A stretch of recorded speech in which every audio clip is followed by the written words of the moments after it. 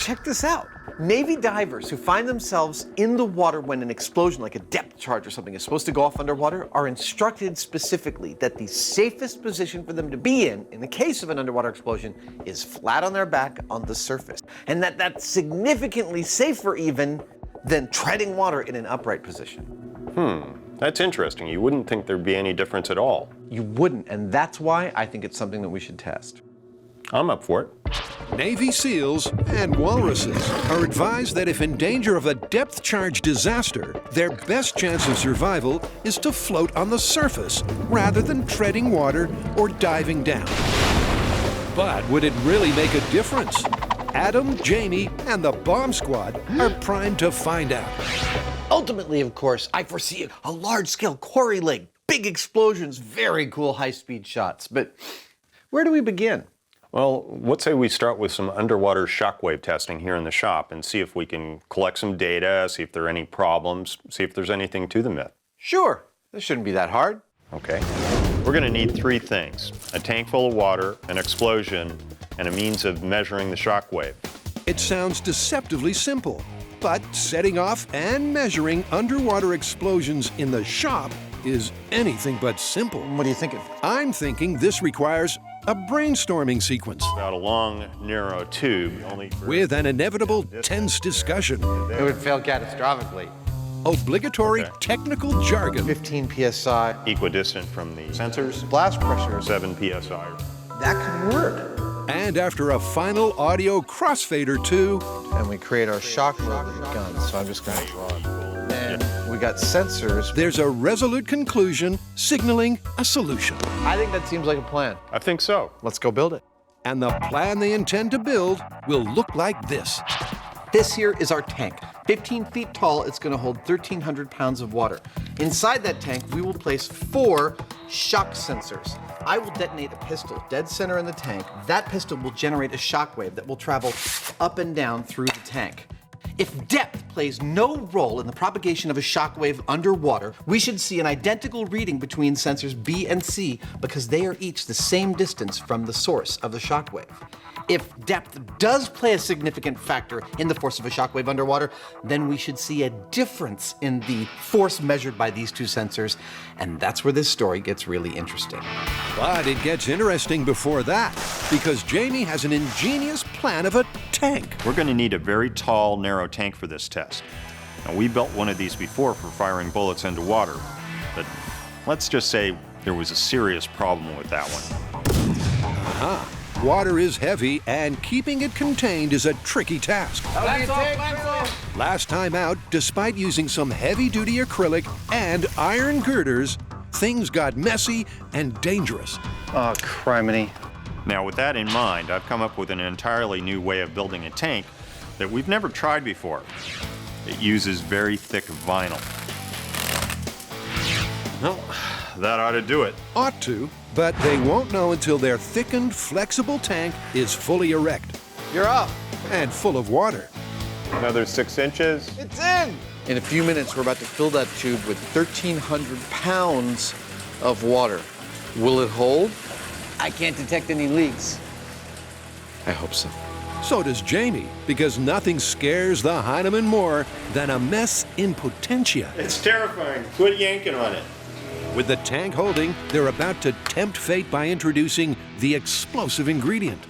The role of our shock producer in the small-scale test will be played by this, a .357 Magnum pistol, to which I'm going to make some modifications so we can fire it remotely and underwater.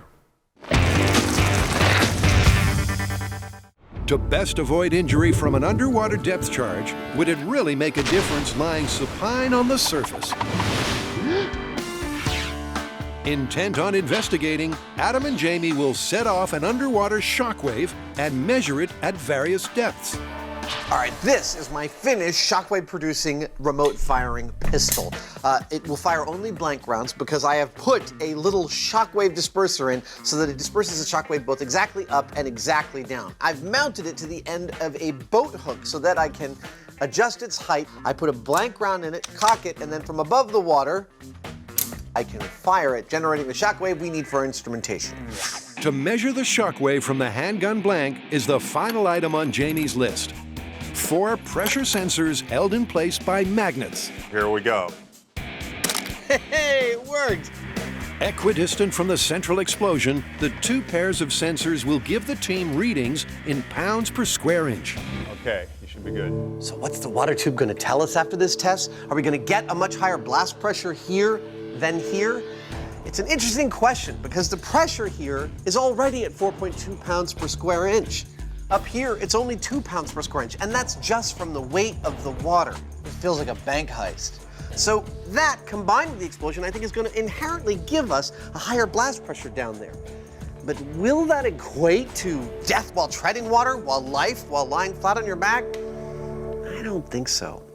We know the greater the distance you are away from an explosion, the more the shock wave from that explosion is going to have a chance to dissipate, and therefore the safer you'll be. Okay, we're hot. The question we're trying to answer here is whether there's some feature to do with depth underwater and the associated pressures. The greater the depth, the more intense the shock wave. That is perfect. The shallower the depth, the less intense the shock wave, and the safer you'll be. What do I think? I don't think there's going to be much of a difference. So, both Mythbusters are skeptical, but science is an evidence-based discipline. This is depth charge disaster. Small scale test. Hopefully not making me too wet. In 3, 2, 1. Nice. Well, the sensors did register a result, and the tank didn't spring a leak. But a close look reveals the numbers aren't ideal. So what'd we get? Well, it's looking awfully noisy, but we're getting some interesting numbers. Unfortunately, the close proximity of the walls of the tank to the explosion is affecting those pressure waves and creating noise, which is obscuring the measurements that we're looking for. That noise, the reflected shockwaves bouncing around in the narrow tank, Is it still noisy? means the peak pressure wave for each individual sensor is difficult to determine. Let's run it again. But 3 bangs later, and they have enough data points for a pattern to emerge. That's working beautifully. All right, kids, put down your juice boxes and pay attention. It's time for the moment you've been waiting for. It's time to interpret the numbers. Remember that if there was anything to this story at all, if depth did play a factor in increasing the force of a shock wave, we should see that the deeper sensors would give us a higher reading than the shallower sensors at the same distance. And that is what we're seeing. In every one of our tests, the sensor 3 readings are higher than the sensor 2 readings. Sensor 4 readings are higher than the sensor 1 readings. That tells me at least that in small scale, there might just be something to this story. So where do we stand? Well, our data is a little noisy, but it does seem to be supporting the central tenet of this myth, which is that depth does seem to be a factor in increasing shockwave strength. Yeah, but the data's just too noisy. I don't trust it. I think we need to go full scale. To a quarry lake? Could be. Done! Oh, look at you. Aren't you Mr. Television? Come on, let's get to work. Behind me is one of our favorite experimental locations, man-made Quarry Lake Pit 232 in Ione, California. Editors, can you take our audience on a little tour of other things we've done in this lake?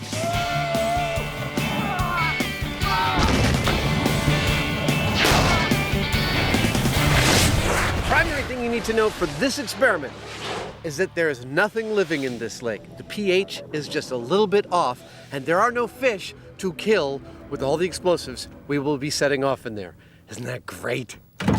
Shall we go out and set these points? Yeah. Away we go. While Adam and Jamie lay out some positional anchors and buoys, let's find out how their TNT party is going to go off. To test this story, we're going to set off a series of explosions 15 feet underwater and measure them with sensors placed at different depths nearby. I claim this shore in the name of MythBusters and science in general. Now, for all this to be accurate, we need to be able to locate the explosives and the sensors in a precise orientation to each other. Oh! Oh! What'd you let it go for? I didn't realize it would pull so hard. To pull that off, we're going to use a variety of ropes and anchors. All right. That's our sensor array buoy. The sensor array with its PCB sensors at 5 different depths will be positioned at 3 distances from the site of the explosion. And that spread of 15 data points is designed to answer the question, how best to survive a depth charge disaster? And with the lake rigged with all the relevant anchors and buoys, the bomb boys arrive. Now, whenever we use explosives, we bring in the professionals. Retired FBI Special Agent Frank Doyle and the Calaveras County Bomb Squad. Sporting a look available at www.shadesanduniforms.bomb, these are the guys that will make sure all 3 big booms happen safely. Meanwhile, Adam, with his sensitive mast, is focusing on data acquisition. This is my sensor mast. These 5 devices are my sensors. In a few minutes, I'm going to join them all together and put them in the water to make the largest piece of data gathering scientific equipment we have yet built and used in the history of the show. That's no exaggeration. Attached to a floating rig will be 5 high-tech pressure transducers at 5 different depths, all linked to a central command center. Let's talk about the constants and variables in this experiment. As far as the constants go, we're always going to be using TNT. We're going to be using 10 pounds, which is 5 of these things, and they're going to be hanging at 15 feet below the surface of the water where the explosion will occur. Boom! Also a constant are the sensors. They're going to be placed at 5 different depths, both above and below water, and they'll be the same for every blast. I feel safer already. As far as variables, there's only one, and that's the distance of the sensor array from the explosion. Now we're going to start at 150 feet away and move progressively closer, recording the readings that we get off the sensors at each stage. Hey, look at that's working beautifully. All right. How are we going to use our sensors to represent a body lying flat on its back versus a body treading water? Here's what we're thinking. We determined that the torso of a person lying flat on their back on the surface has an average depth of about 6 inches. We also determined that the torso of a person treading water has an average depth of about 2 feet. Why the torso? Well, because that's where the air pockets are. That's where our sensors are going. Yep, it's a gruesome but important detail. Injuries from underwater explosions are primarily caused when shock waves pass through internal air cavities, such as the lungs and intestines. Hence the focus on the depth of the torso. 10 pounds of underwater fun. Well, everything's prepped. Yep, nothing left but an explosion.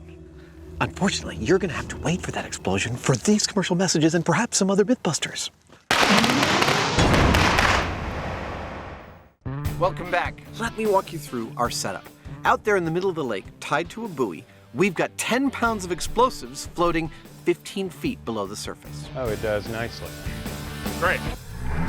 150 feet away from our explosives, we have our sensor mast with 5 sensors that detect shock waves mounted to it. 1 above the water and 4 below at the following depths. 1 at 6 inches below the water. This simulates someone lying flat on their back at the surface of the water.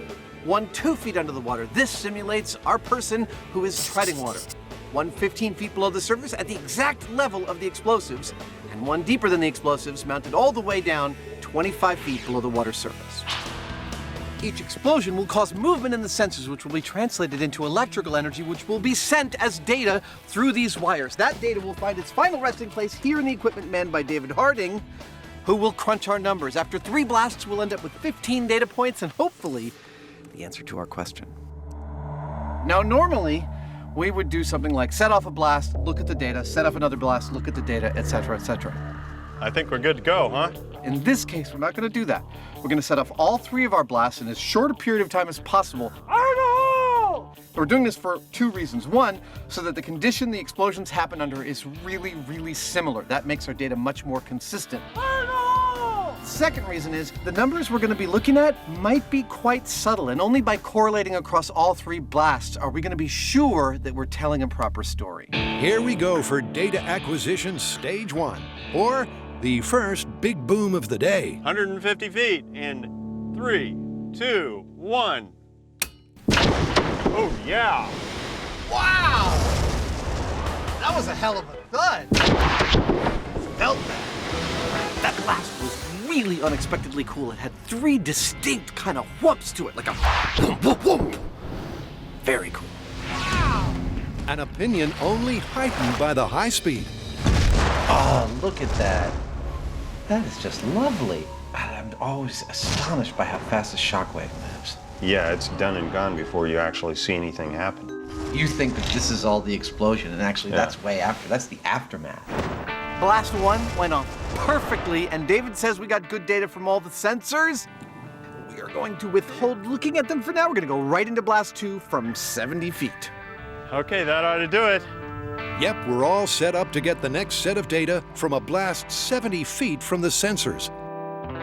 Firing in 3, 2, 1. Whoa, look how high that went. Wow. All right, well, let's go look at the high speed. So what actually happens during an underwater explosion? Oh my gosh. Well, the explosion creates a rapidly expanding gas bubble that pushes water in front of it, and that creates a pressure wave. It's that pressure wave that we're looking at because that is what could potentially hurt a human. But the question is, does that hurt potential and your very survival depend on a difference in depth? This is truly awesome. It's pretty. To answer that, the race is on for numbers and the third and final data point. But David says we got good data from the first 2 blasts. Shall we prep for the last one? Great, I'll set it up. All right.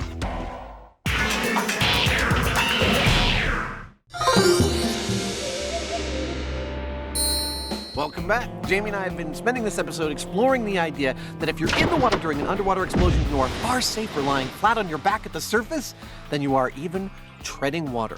We've done some small-scale experiments. Nice. We've done some large-scale blasts in this here quarry lake. Yeah. Not yet looked at our data. We have one more data point to get, one more blast, and then we're going to look and see if it actually correlates to what this myth purports to say. This test has our explosive 30 feet away from the sensors. And frankly, that concerns me because I think we might lose our sensors. So without further delay, let's get that final set of numbers and find out how sensitive the sensors are. Okay, 30 feet. Are you good to go? I'm good to go. Let's do it. In 3, 2, 1. Oh! Whoa! That was lovely. Wasn't it? Like a flower. Those of you keeping score, 10 pounds of explosives, 15 feet under the water, 130 feet from where you're standing on land, feels exactly like an earthquake. Well, it all comes down to this. David's crunching our last set of numbers, I am totally psyched about numbers. and that's the final piece of the puzzle that we need to answer our question. Remember, the question is, during an underwater explosion, does it really make a difference lying on your back compared to treading water? The answer is in the numbers and the units. We're measuring our blast pressures in terms of pounds per square inch, or PSI. But that by itself doesn't tell us what we need to know as far as how dangerous it is. For that, we need to know PSI over time. That's the data that David is going to be feeding us. And the unit he'll be using is PSI milliseconds. And the threshold number to keep in mind is... What our research has uncovered is that people exposed to a pressure of 87 psi or higher have a greater than 50% chance of dying. That's our threshold then. Anything below 87 psi milliseconds is alive, anything above it equals dead. And hot off the portable printer, the figures make for a pair of happy MythBusters. Remember, Jamie smiles on the inside. Dude! Check that out! Nicely done! Doesn't get any clearer than that. It totally does not. I have to admit, we have rarely gotten data this lovely. We had 5 sensors, 3 blasts for 15 separate data points, and this whole story comes down to 2 data points. The sensor we had at 6 inches versus the sensor we had at 2 feet for the blast from 30 feet away. That blast would have killed you if you were treading water, and you would have lived through it if you were lying flat on your back. That's the story we came to tell, and that's the story the data tells. It's lovely. It's a definitive set of data, all right. But to really put this myth to bed, Jamie reads it a story called Why? All this data is great, but what it doesn't tell us is why. Now, I did a bunch of digging around, and this is what I found. Energy doesn't like to transition from one material to another if they're different. The more different they are, the more it doesn't like it. So in the case of an explosion underwater, as that pressure wave travels towards the surface, it bounces off because it can't pass through it. And what it does is it transitions from a pressure wave to a tensile wave. And therefore it's able to neutralize a lot of the energy, especially in that surface zone, and that's why it's safer there. So, soldiers in the military are told that in the case of an underwater explosion, they are far safer if they are lying on the surface of the water flat on their back than if they're treading water. What is our answer to that? That's exactly what we found. They got it right. It's confirmed. Totally confirmed. Let's go. I'll tell you, even though that last blast would have been survivable if I was lying on the surface, I wouldn't want to try it. Yeah, that was like being in an earthquake.